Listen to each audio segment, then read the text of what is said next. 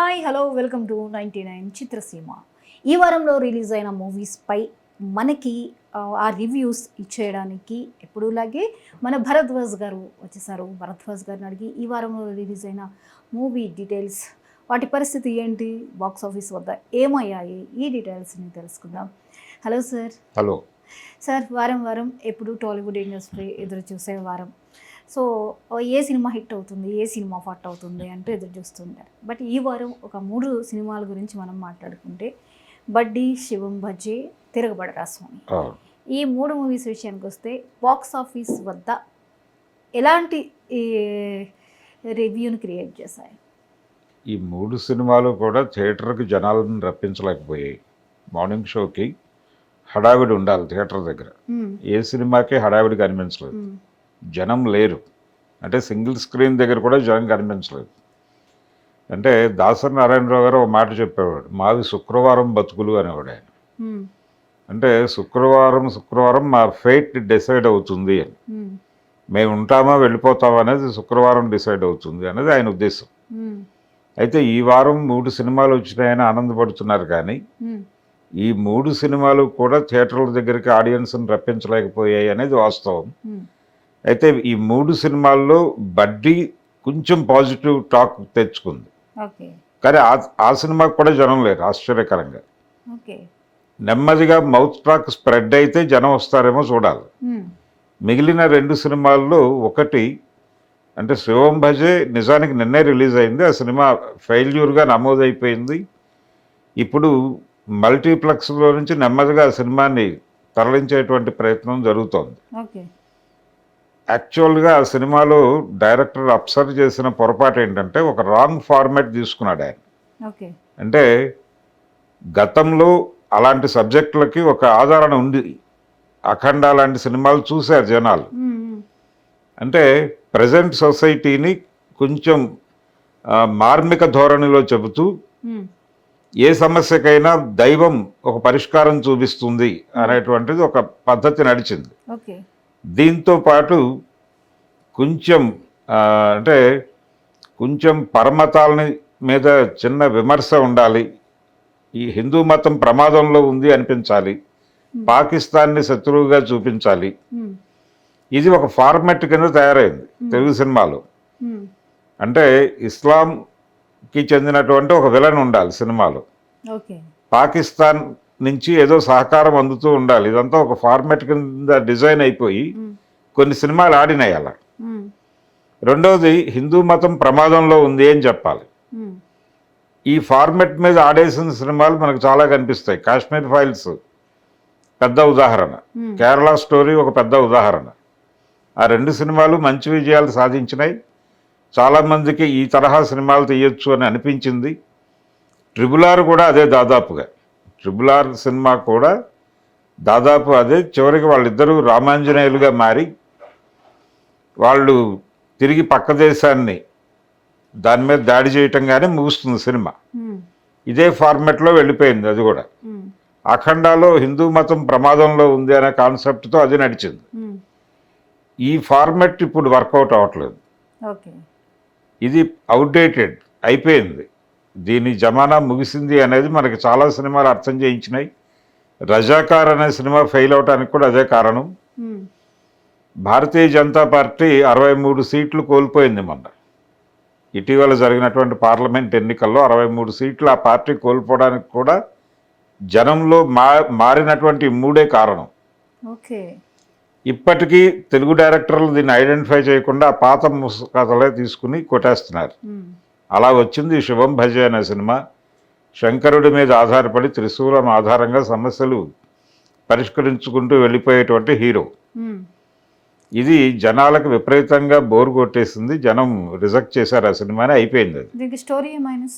ఏమండి story narration ఏదీ బాగాలేదు. అంటే ఒక పెద్ద సామాజిక సమస్యని బలంగా చెప్పాలి అని అనుకుని దాన్ని తీసుకెళ్ళి ఈ ఫ్రేమ్లో పెట్టేశాడు ఆయన. ఈ ఫ్రేమ్లో పెట్టేసి ఈ గందరగోళం మధ్య నడిపాడు దాన్ని. నడపడంతో ఆడియన్స్ కన్ఫ్యూజ్ అయ్యారు, అసలు ఏం చెప్పడం కోసం సినిమా తీశాడు ఇతను, ఏం చెప్తున్నాడు అని. దాంతో ఆడియన్స్ డిస్కనెక్ట్ అయ్యారు సినిమా నుంచి. అందుకని టోటల్గా ఆ సినిమాని పక్కన పెట్టేశారు. మ్మ్. రివ్యూస్ కూడా బాగాలేదు సినిమాకి, రివ్యూస్ కూడా బాగాలేదు, ఎవరికి సినిమా ప్రాపర్గా కనెక్ట్ కాలేదు. మ్మ్. అలా శుభం భజ అనే సినిమా ఈ వారం థియేటర్లోకి వచ్చింది కానీ మ్మ్. ఏ ప్రభావం చూపించకుండా దాదాపు వెళ్ళిపోయింది. మ్మ్. తర్వాత కొంత బజ్ ఉన్నటువంటి పెయిర్ యాక్ట్ చేసిన సినిమా ఒకటి వచ్చింది, మ్మ్. అది తిరగబడరా స్వామి. మ్మ్. ఈ సినిమాకు ఒక సీనియర్ డైరెక్టర్ ఉన్నాడు, మ్మ్. రవికుమార్ చౌదరి గారు. మ్మ్. ఆయన గతంలో యజ్ఞం లాంటి సినిమా గోపీచంద్తో హిట్ ఇచ్చాడు, పిల్ల నువ్వు లేని జీవితం లాంటి సినిమాలు. మంచి హిట్స్ అవి అప్పట్లో. అవును, అంటే ఇప్పటికీ ఆయన అదే మోసలో ఉన్నాడు అనేది ఆయన ప్రూవ్ చేసుకున్నాడు ఈ సినిమా ద్వారా. అంటే ఈ ట్రెండ్ కి కనెక్ట్ అవ్వలేదు అనుకోవాలా? ట్రెండ్కి కనెక్ట్ అయ్యే కథ కాదు అది. ఇప్పటి ఈ జనరేషన్ చూస్తున్నటువంటి సినిమాలకు సంబంధం లేదు అది. మ్మ్. కనీసం ఒక 25 ఏళ్ల క్రితం తీసుంటే అప్పటి ఆడియన్స్ కొంత కలిసేది ఈ సినిమా, మ్మ్. అంటే కనెక్ట్ అయ్యేది. మ్మ్. ఈ జనరేషన్ చూస్తున్నటువంటి సినిమాలకి ఆ సినిమాకి ఏ సంబంధం లేదు. మ్మ్. అంటే ఒక ఫార్ములాలో వెళ్ళిపోతుంది సినిమా. ఓకే. మనకి గతంలో చాలా సినిమాలు నితిన్ లాంటి హీరోలు చేసి ఉన్నారు అప్పట్లో. మ్మ్.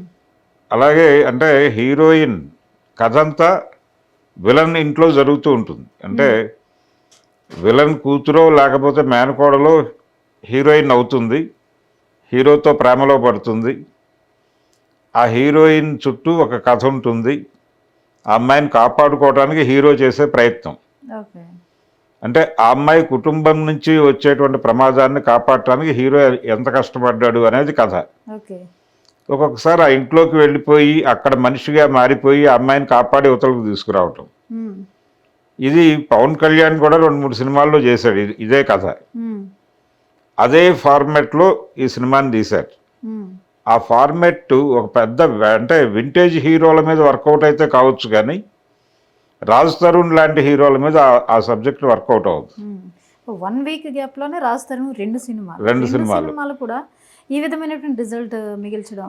అవును, అంటే ఈ సినిమాలో యాక్ట్ చేసినటువంటి ఈ మాల్వి మల్హోత్రా అనేటువంటి అమ్మాయితోనే ఇప్పుడు వివాదం కూడా చుట్టుకుని ఉంది అతను. అవును. పురుషోత్తముడు సినిమా కాదు, అవును. అది టైటిల్ యాప్ట్గా ఉంది అతనికి, మ్మ్. అతని వివాదానికి. కానీ ఈ సినిమా ఈ తిరగబడ్ర స్వామి సినిమాలో యాక్ట్ చేసినటువంటి అమ్మాయితో ఇతనికి ఎఫ్ఐఆర్ ఉందని కదా లావణ్య ఫైట్ ఎలిగేషన్. చేస్తాను. మ్మ్. ఈ బజ్ కూడా సినిమాకి ఏమాత్రము ఉపయోగపడలేదు. ఈ సినిమా వైపు కూడా జనాలు పెద్దగా చూడలేదు. మ్మ్. థియేటర్లోకి వచ్చిన ఆడియన్స్ని ఎంగేజ్ చేయడంలో ఆయన ఫెయిల్ అయ్యాడు డైరెక్టర్. ఓకే. అంటే హడావిడి చేశారు మ్మ్. సినిమా అంతా, యాక్షన్ సీన్స్ ఉన్నాయి, హడావిడి ఉంది, మ్మ్. కానీ లాజిక్ లేదు సినిమాలో. ఓకే. ఏ సన్నివేశానికి లాజిక్ లేదు. మ్మ్. పైగా రొటీన్ స్టోరీ, ఏం జరుగుతుందో అందరికీ తెలుసు. మ్మ్. ఈ ప్రతి సీను ఊహించుకోదగ్గ పద్ధతిలోనే నడిచింది. పాత ఓల్డ్ స్క్రీన్ ప్లే స్టైల్ అది. ఓకే. ఆయన మారలేదు ఇంకా, మ్మ్. అంటే డైరెక్టర్ చౌదరి గారు మారలేదు, ఓకే. అదే మోస ధోరణిలో ఉన్నాడు ఆయన. అయితే నటుడిగా రాస్తారను మాల్వి మల్హోత్రా వీళ్ళు ఎంతవరకు అంటే ఆయనకి సంబంధం లేని క్యారెక్టర్ అది. రాస్తారు? అంటే రాజ్ తరుణ్కి ఒక తరహా పాత్రలు అతను చేయగలడు. మ్మ్. అతనిలో ఒక ఈజ్ ఉంది, మ్మ్. ఈజ్ ఉంది, డైలాగ్ మీద పంచ్ వేసి నడపగలడు అతను. మ్మ్. ఆ ఏరియాలో బలం ఉన్నటువంటి క్యారెక్టర్లు చూస్ చేసుకోలేకపోతున్నాడు, అతనికి రావడం లేదు, అవకాశం రావడం లేదు. మ్మ్. అంటే ఒక సరదాగా ఉండేటువంటి కుర్రాడి జీవితం, మోడర్న్ ఘర్షణలు, ఇలాంటి వాటి మీద అతను స్క్రిప్ట్ తీసుకుంటే వర్కౌట్ అవుతుంది అతనికి. మ్మ్. కానీ ఇది వేరే జానర్ అసలు. మ్మ్. ఇది కొంత యాక్షన్ పార్ట్ ఉంటుంది, కామెడీ చేయాలి, కామెడీ చేయగలడు తను, మ్మ్. కానీ తన పరిధిని మించిన గోల్ ఇది. ఓకే. అందుకని అతను ఫిట్ కాలేదు దానిలో, మ్మ్. ఫిట్ కాలేదు, మిస్ మ్యాచ్ అయ్యాడు అనేది అనిపిస్తుంది. మ్మ్. ఇకపోతే హీరోయిన్ కూడా ఆవిడకి ఇచ్చినటువంటి పాత్ర పరిధిలో నటించింది అంతే. మ్మ్. మిగిలిన ఆర్టిస్టులు చాలామంది ఉన్నారు, అంటే సీనియర్ ఆర్టిస్టులు చాలామంది, రఘుబాబు లాంటి వాళ్ళు ఉన్నారు. మ్మ్. ఎవరున్నా ఆ కథలో చేయగలిగింది ఏమీ లేదు. ఓకే. చాలా ఇల్లాజికల్ స్క్రీన్ ప్లే అది. అంటే ఆడియన్స్కి చిరాకు పుట్టే లెవెల్లో ఉంది అది. మ్మ్. ఎంత ఈజీగా నడిపేశాడంటే సీన్లు అయినా, ఆ రోజుల్లో అలాంటి సీన్లు చూశారు జనాలు, మ్మ్. ఇప్పుడు కూడా చూస్తారు అనుకోవడం తప్పు. ఓకే. అంటే ఒక చిన్న మ్యాజిక్ చేసి, అంటే ఈ అత్తారింటికి దారేది ఇలాంటి సినిమాలో కూడా కనిపిస్తుంది ఆ ధోరణి. అవును. అంటే కొత్తగా ఒక క్యారెక్టర్ ప్రవేశిస్తుంది, ఆ క్యారెక్టర్ని కన్ఫ్యూజ్ చేయటం ద్వారా ఆడియన్స్ని కూడా కన్ఫ్యూజ్ చేస్తున్నాను అనుకుంటాడు డైరెక్టర్. మ్మ్. ఇది అన్ని సందర్భాల్లోనూ వర్కౌట్ అవ్వదు. రెండోది అంత దమ్మున్నటువంటి పాయింట్ ఉండాలి వెనకాల, అది కనిపించలేదు. జస్ట్ అమ్మాయి ఆస్తి కోసం ఆ అమ్మాయి మేనమావ చేసేటువంటి ప్రయత్నం అంతే. రెగ్యులర్ స్టోరీ, ఏమీ కొత్తదనం లేదు దానిలో, ఏమీ విషయం కూడా లేదు, పాటలు బాలేవు, ఏమీ లేవు, అలా సినిమా నడిపేశారు అంతే. మరి బడ్డీ విషయానికి వస్తే, బడ్డీలో కొంత మోడర్న్ కాన్ఫ్లిక్ట్ ఉంది. అంటే ఒక డాక్టరు, అతను చేసేటువంటి ఒక రకంగా ప్రస్తుతం మెడికల్ ఏరియాలో చాలా దారుణాలు జరుగుతున్నాయి, దాని మీద కొంత దృష్టి పెట్టేటువంటి ప్రయత్నం చేశాడు ఆయన. శామ్ ఆంటోన్ డైరెక్టర్ ఈ సినిమాకి, ప్రొడక్షన్ గ్రీన్ స్టూడియో వాళ్ళు. ఇతను హీరో, అల్లు శిరీష్ హీరో. ఇతను ఇంతకుముందు చేసినటువంటి ఊర్వశివో రాక్షసో అనే సినిమా కొంత పాజిటివ్ టాక్ తెచ్చుకోగలిగింది. అతని కెరియర్లో అది బెటర్ సినిమా ఇప్పటి వరకు వచ్చిన వాటిలో. ఇది కూడా పర్వాలేదు. అంటే అతను సబ్జెక్టు చూస్ చేసుకోవడంలో బాగానే ఉన్నాడు, కాకపోతే పూర్తి స్థాయిలో అతని మీద వర్కౌట్ అవడం లేదు అవి. ఈ సినిమాకు కూడా అదే పరిస్థితి. అంటే అతని మీద ఏ రకమైన ఇంప్రెషన్ లేదు ఆడియన్స్లో. ఆ ఇంప్రెషన్ లేకపోవడంతో థియేటర్కి మూవ్ అవ్వలేదు. కానీ ఈ సినిమా థియేటర్లో చూడదగ్గ సినిమానే, మరీ ఇబ్బంది పెట్టలేదు. సినిమా ఇబ్బంది పెట్టలేదు. ఈ 3 సినిమాల్లో ఇది బెటర్ సినిమా. మెసేజ్ ఓరియంటెడ్గా వెళ్ళిందా? మెసేజ్ ఓరియంటెడ్గా కూడా వెళ్ళే ప్రయత్నం చేయలేదు వాళ్ళు అంటడుగానే. అంటే ఇది ప్రపంచం అని అర్థం చేయించే పనే చేశాడు డైరెక్టర్. ఆయన ఏదో సందేశాలు ఇవ్వటం ద్వారా ఏదో సాధించగలమని అయితే అనుకోలేదు. అంటే తన జీవితంలోకి వచ్చినటువంటి ఒక టెడ్డీ. ఇది యాక్చువల్గా తమిళ్లో వచ్చింది ఈ సినిమా, ఇది రీమేకే. ఇంతకు ముందు ఆర్యా చేసున్నాడు, బడ్డీ అనే పేరుతో, టెడ్డీ అనే పేరుతో తమిళ్లో వచ్చింది. ఇది బడ్డీ అనే పేరుతో ఇక్కడ రీమేక్ చేశారు. ఈ రీమేక్కి చాలా మార్చుకున్నారు వీళ్ళు. అంటే హీరోయిన్ క్యారెక్టర్ మార్చారు. అలా సినిమా అంటే థియేటర్లో కూర్చున్నటువంటి ఆడియన్స్ని ఎంగేజ్ చేయగలిగారు. అంటే హీరోయిన్ జీవితంలోకి ఒక టెడ్డీ బేర్ ప్రవేశిస్తుంది, అది హీరోకి కనెక్ట్ అవుతుంది, దానిలో ఒక లైఫ్ ఉందనే విషయం కనిపెడతారు వీళ్ళు. దీని వెనకాల ఒక మెడికల్ మాఫియా గొడవ ఉంటుంది. ఇది అక్కడి నుంచి దాన్ని ప్రోబ్ చేసే ప్రయత్నం మొదలవుతుంది హీరో వైపు నుంచి. ఆ ప్రోబ్ చేయటంలో అజ్మల్ చేశాడు విలన్ క్యారెక్టర్, తను బాగా పెర్ఫామ్ చేశాడు. అతను మంచి నటుడు, అతనికి తగ్గ పాత్రలు ఇవ్వటంలో తెలుగు డైరెక్టర్లు ఫెయిల్ అవుతున్నారు అనేది ఈ సినిమా ఇంకోసారి ప్రూవ్ చేసింది. వర్మ గారు బాగా వాడుకున్నాడు ఆయన ఎన్నికల సమయంలో. ఆయన చేసినటువంటి సినిమాలో జగన్ క్యారెక్టర్ తనతో చేయించి మంచి రిజల్ట్ రాబట్టాడు ఆయన. అలా ఈ సినిమాలో కూడా మంచి పెర్ఫార్మెన్స్ ఉంది. అలా వీళ్ళిద్దరి మధ్య ఫైట్, యాక్షన్ సీన్స్ ఉన్నాయి. సినిమాకి కొంచెం సీజీ వర్క్ చాలా బాగా చేశారు. డిజైన్డ్గా ఉంది సినిమా, కంపాక్ట్గా ఉంది. ఆడియన్స్ బోర్ ఫీల్ అవ్వరు లోపలికి వెళ్తే. అలాగని అతనేదో పెద్ద సందేశం ఇచ్చే ప్రయత్నమో, లేకపోతే దీనిలో నుంచి బయటపడిపోతుంది ప్రపంచం ఈ మార్గంలో వెళితే అని చెప్పడం, అలాంటివి ఏం చేయలేదు. ఇది ఒక వ్యక్తి ఇలాంటి ఇష్యూలో ఇరుక్కుంటే ఎలా బయటపడతాడు, బయటపడటం ఎంత కష్టం అనేది సినిమాటిక్ లిబర్టీ తీసుకుంటూనే కథ చెప్పాడు అతను. అది జనాలకి ఎంగేజింగ్గా ఉంది, ఎంటర్టైనింగ్గా కూడా ఉంది. సో క్యారీ ఫార్వర్డ్ అయిపోతుంది సినిమా. మౌత్ పబ్లిసిటీ కొంచెం స్ప్రెడ్ అయితే డబ్బులు వస్తాయి సినిమాకి. ఈ మధ్య కాలంలో కొన్ని సినిమాలు థియేటర్లో నడవకపోయినా కానీ ఓటీటీలో నడుస్తున్నాయి. ఇది ఆ కేటగిరీలోకి వెళ్ళిపోతుంది ఈ సినిమా. ఓటీటీలో మంచి టాక్ సంపాదించవచ్చు. లేదు, ఆల్రెడీ పాజిటివ్ టాక్ ఉంది ఆ సినిమాకి. పర్వాలేదు, కంపారిటివ్గా పర్వాలేదు. ఏమైనా ఆశలు పెట్టుకోవచ్చా కలెక్షన్స్ మీద? ఆడియన్స్ నెమ్మదిగా థియేటర్కి వెళ్ళాలి అంటే థియేటర్కి రప్పించడం కోసం వీళ్ళు ఒక ప్రయోగం చేశారు.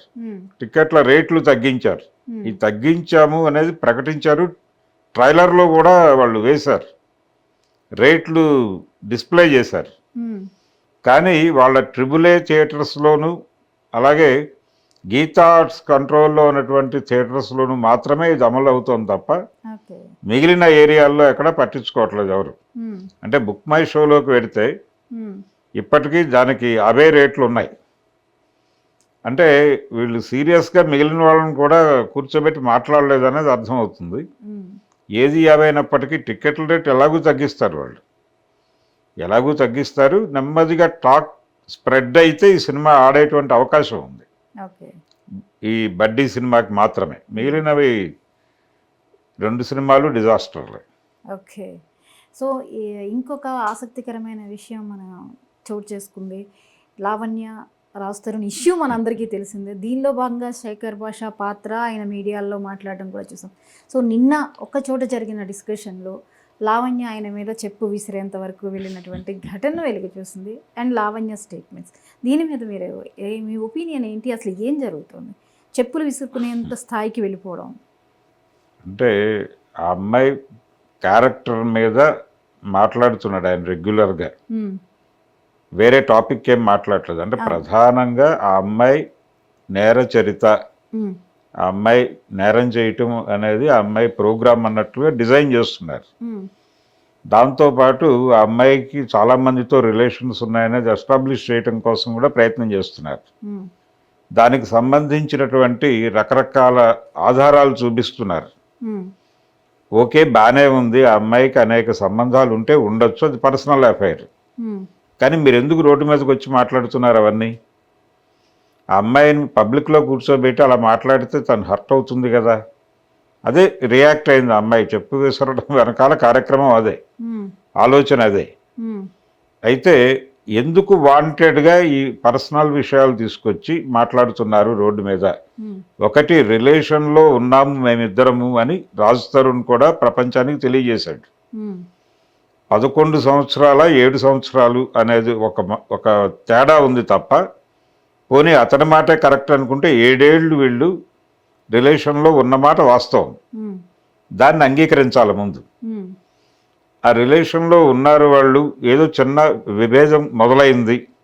ఈరోజు ఆ అమ్మాయే అంది, 4 గోడల మధ్య సెటిల్ అయిపోవాల్సిన విషయం ఇలా రోడ్డు ఎక్కేసింది, నాకు చిరాగ్గా ఉంది, అతని ఫోటోకి దండేసి చచ్చిపోయాడు అనుకుని నా జీవితంలో నేను మూవ్ ఆన్ అయిపోతాను అన్నట్టుగా మాట్లాడింది ఈరోజు. అంటే ఈ చెప్పు విసిరిన సంఘటన మీద ఎవరో రియాక్షన్ కోసం వెళ్ళినప్పుడు ఈ అభిప్రాయం ప్రకటించినట్టుంది ఆవిడ. అయితే దీని మీద సీరియస్గా స్టిక్ ఆన్ అవుతుందా అనేది డౌటే. అంటే ఈ అమ్మాయి అతని మీద బురద జల్లుతోంది, అతనికి రకరకాల వేరే వాళ్ళతో సంబంధాలు ఉన్నాయి అనేది ఎస్టాబ్లిష్ చేయడానికి ఈ అమ్మాయి తాపత్రయపడుతోంది. ఈ అమ్మాయి అంత అంటే ఈ అమ్మాయికి బయట సమాజం నుంచి మద్దతు రాకుండా చేయటానికి, అంటే జనరల్గా ఆడపిల్ల అనగానే ఒక సాఫ్ట్ కార్నర్ వస్తుంది, దాన్ని కట్ చేయటం అనేది ఒక ప్రధానమైన ఎజెండాగా కనిపిస్తోంది అట్నుంచి. అంటే పర్టికులర్గా శేఖర్ భాష చేసేటువంటి ఆర్గ్యుమెంట్లు, ఆ అమ్మాయి డ్రగ్స్ తీసుకుంటుంది, డ్రగ్ కన్జ్యూమర్ మాత్రమే కాదు పెడ్లర్ కూడా, ఆ అమ్మాయి చిన్నపిల్లలకు కూడా డ్రగ్స్ అమ్ముతోంది అనేది ఎస్టాబ్లిష్ చేశారు వీళ్ళు, ఏది డాక్యుమెంట్స్ చూపించి. అలాగే ఇంకొక శేఖర్ చెప్పినటువంటి ఇంకో విషయం ఏంటంటే, ఒక మస్తాన్ సాయి అనేటువంటి వ్యక్తితో అమ్మాయికి ఏదో ఎఫ్ఐఆర్ ఉంది అని, అది మాత్రమే కాదు అని చెప్పి వీళ్ళు ఒక ఫోన్ టాక్ ఒకటి బయటకి రిలీజ్ చేశారు, ఒక కాన్వర్జేషన్. దాంట్లో కూడా అమ్మాయికి రకరకాల వ్యక్తులతో అఫైర్స్ ఉన్నాయనేది ఎస్టాబ్లిష్ అయింది. ఎందుకు ఇంత కష్టపడుతున్నారు అనేది, ఉంటే ఉండొచ్చు, తప్పని కోర్టు కూడా అనలేదు కదా. ఇప్పుడు ఇద్దరు మెచ్యూర్డ్ పీపుల్, అంటే వాళ్ళు వయోజనులై ఐచ్ఛికంగా కలిసి ఉంటే దాన్ని తప్పుపట్టడానికి ఎవరికీ హక్కు లేదని ఈ మధ్య సుప్రీంకోర్టు జడ్జిమెంట్ ఒకటి వచ్చింది. ఎందుకు పర్సనల్ ఏరియాలోకి వెళ్ళి వీళ్ళు దాడి చేస్తున్నారు అంటే, వీళ్ళ ప్రయోజనాలు వేరే ఉన్నాయి, వేరే ప్రయోజనాలు ఉన్నాయి చాలా స్పష్టంగా. అవి సెటిల్ చేసుకోకుండా వాటి గురించి కాకుండా వీళ్ళు పొద చుట్టూ నరుకుతున్నారు. ఇంగ్లీష్లో సామెత ఉంటుంది, అరౌండ్ ది బుష్ అని చెప్పి. ఇప్పుడు వీళ్ళు అదే చేస్తున్నారు, పొద చుట్టూ నరుకుతున్నారు కానీ లోపలికి వెళ్ళే ప్రయత్నం చేయట్లేదు. ఇప్పుడు పోలీస్ స్టేషన్లో ఉంది, అతని మదరు ఫాదరు కూడా కేసు పెట్టారు ఇప్పుడు అమ్మాయి మీద. అంటే ఈ అమ్మాయి నుంచి మా ప్రాణాలకు ప్రమాదం ఉందని వాళ్ళు కేసు పెట్టారు. ఈ వీటిలో ఏదో ఒక కేసు దాన్ని ప్రోబ్ చేసి సీరియస్గా అసలు ఎందుకు కొట్టుకుంటున్నారు వీళ్ళు అనేది ఆ మోటో దగ్గరికి వెళ్ళగలిగితే సమస్య పరిష్కారం అవుతుంది, ఓకే. లేకపోతే కష్టమే. ఇక్కడ ఈ ఒక్క విషయంలోనూ శేఖర్ భాష చెప్పు విసిరించుకునేంత వరకు తను తెచ్చుకోవడం, అతని కోణంలో అసలు దీన్ని మీరు ఎలా అనాలిసిస్ చేస్తారు? అంటే తను ఫ్రెండ్ అతనికి, ఆ, ఇతను మోరల్గా ఆ అమ్మాయి వీక్ అనే విషయం అర్థమైంది అతనికి. ఉమ్, అంటే మోరల్గా ఆ అమ్మాయిని గనక ఆ అమ్మాయి క్యారెక్టర్ని రోడ్డు మీద నిలబడితే మద్దతు కోల్పోతుంది ఉమ్, అనే నమ్మకం ఉంది అతనికి, ఉమ్, బలంగా నమ్ముతున్నాడు అతను. ఉమ్, ఇదే అతను రాజ్ తరుణ్కి కూడా కలిగించాడు. ఉమ్, కలిగించి అతని తరఫున ఇతను వారియర్గా రంగంలోకి దిగాడు. ఉమ్, దిగి ఈ కాగితాలన్నీ పట్టుకొని గుంటూరు పట్టాభిపురంలో నమోదైనటువంటి కేసు, దాని ఎఫ్ఐఆర్, ఉమ్, ఆ కాపీలు ఇవన్నీ ఫైల్ పట్టుకుని తిరుగుతున్నాడు ఆయన ప్రతి చోటకి. అవును. ఎక్కడికి వెళ్ళినా సరే కాగితాలన్నీ అలా చూపిస్తున్నాడు, ఆయన డిస్ప్లే చేస్తున్నాడు. ఉమ్, ఎందుకు ఇంత కష్టపడాలి అనేది. అంటే ఇదంతా చూస్తే ఆ అమ్మాయికి బాధ కలుగుతుంది కదా. తను కేవలం అతను వేరే అమ్మాయితో ఒక ఎఫ్ఐఆర్లో ఉన్నాడు అని మాట్లాడుతోంది, ఓకే. ఉమ్, వీళ్ళు రకరకాలుగా బదనాం చేసే ప్రయత్నం చేస్తున్నారు ఈ అమ్మాయిని. ఉమ్, అందుకని అది పర్సనల్ గ్రెడ్జ్గా మారింది. ఉమ్. అతను బయటకు రావడం లేదు, రాజ్ తరుణ్ బయటకు రావట్లేదు. అతని తరఫున ఇతను ఫైట్ చేస్తున్నాడు. ఉమ్, ఇతను ఒక ధర్మం కోసం యుద్ధం చేస్తున్నటువంటి రక్షకుడిగా మారిపోయాడు. ఉమ్, అంటే అతని యాంగిల్లో శేఖర్ భాష. ఇది ఆ అమ్మాయికి విపరీతంగా కోపం తెప్పించింది. ఉమ్, ఇది కాదు చేయవలసింది. ఆయన ఓపెన్గా విషయం కనుక్కుని, ఒకవేళ ఫ్రెండ్ అయి ఉంటే, చిన్న గొడవ అది. యాక్చువల్గా నేను అనుకుంటున్నది ఏంటంటే వీళ్ళిద్దరూ కలిసి ఉన్నటువంటి 7 సంవత్సరాల్లో వీళ్ళిద్దరి సంపాదనల్లో నుంచి ఏదో ప్రాపర్టీ అక్వైర్ చేసుంటారు. దాని విషయంలో అంటే ఈ అమ్మాయిని మోరల్గా దెబ్బకొట్టేసి, నైతికంగాను ధార్మికంగాను ఈ అమ్మాయిని సమాజం నుంచి వెలివేసే పరిస్థితి తీసుకొచ్చేయటం ద్వారా ఒంటరిని చేసి ఏవి ఇవ్వకుండా సెటిల్ చేయొచ్చు అనే అభిప్రాయంతో ఈ యుద్ధం మొదలుపెట్టి ఉండొచ్చు వాళ్ళు. ఉమ్, ఈ అమ్మాయి తనకు రావాల్సిన వాటా కోసం దెబ్బలాడుతోంది అనుకోవచ్చు. ఉమ్, అలా వీళ్ళిద్దరూ కలిసి ఉన్నటువంటి టైంలో అక్వైర్ చేసిన దాని గురించి వివాదం ఇది. వీళ్ళిద్దరికీ ఒకళ్ళ పట్ల ఒకళ్ళకి సదభిప్రాయం లేదు అనేది వాస్తవం. ఉమ్, వాళ్ళిద్దరినీ ఇప్పుడు అన్ని సమస్యలు పరిష్కరించి తీసుకెళ్ళి ఒక ఇంట్లో పెట్టినా కానీ వాళ్ళు కలిసి కాపురం చేస్తారనే నమ్మకం ఎవరికీ లేదు. ఉమ్. లేనప్పుడు ఎందుకు వచ్చిన గొడవ ఇది? ఇది క్లియర్గా ప్రాపర్టీ గొడవ, అంతకు మించి ఏమీ కాదు అది. అంటే లావణ్య స్టేట్మెంట్ని బట్టి వీళ్ళు సక్సెస్ అయినట్టేనా శేఖర్ భాషల ప్రయత్నాలు, లేదా ఆ అమ్మాయి ఒక ఆ ఎమోషన్లో అలా ఉందనుకోవచ్చు, అలా దీనికి ఫుల్ స్టాప్ పడిపోతుందా? ఎమోషన్లోనే అంది ఆ మాట అమ్మాయి. ఉమ్, ఎమోషన్లోనే దండేసి వెళ్ళిపోతాను అని చెప్పడం ఉమ్, ఒక ఎమోషన్లో మాట్లాడేసింది. కానీ ఆ అమ్మాయికి ఇదేదో గివప్ అనాలనే మూడ్ అయితే ఉన్నట్టుగా నేను అనుకోవడం లేదు. ఓకే. అంటే ఆ అమ్మాయి లైఫ్ ఉంది అక్కడ. అంటే అది సెటిల్మెంట్ అయితే తను బయటకు వచ్చి విడిగా ఏదో తన జీవితం తను మూవ్ ఆన్ అవ్వడానికి అవకాశం ఉంటుంది. ఉమ్, అది సెటిల్ కావడం లేదు. వాళ్ళు బేరం అంటే ఎంతో కొంత, ఇప్పుడు ఒక 10 రూపాయలు ఇవ్వాల్సిన చోట 2 రూపాయలు ఇచ్చి సెటిల్ చేద్దాము కొంచెం అమ్మాయిని కార్నర్ చేయటం ద్వారా ఉమ్, లాంటి ఆలోచనతోనే వాళ్ళంత సీరియస్గా యుద్ధం చేస్తున్నారు అనిపిస్తుంది. ఉమ్, అంటే శేఖర్ భాష అంత ఎవిడెన్స్లు పట్టుకొచ్చి ఉమ్, ఇంతగా ఆ అమ్మాయిని బదనాం చేయటం కోసం అంత కృషి ఎందుకు చేస్తున్నారు, అంత ప్రోబ్ ఎందుకు చేస్తున్నారు, అంత పరిశోధన ఎందుకు చేస్తున్నారు అంటే ఏదో కొంత తగ్గింపు ధరల్లో ఈ విషయాన్ని ముగించాలి అనేది ఏదో ప్రోగ్రాం ఉంది వాళ్ళకి. ఓకే.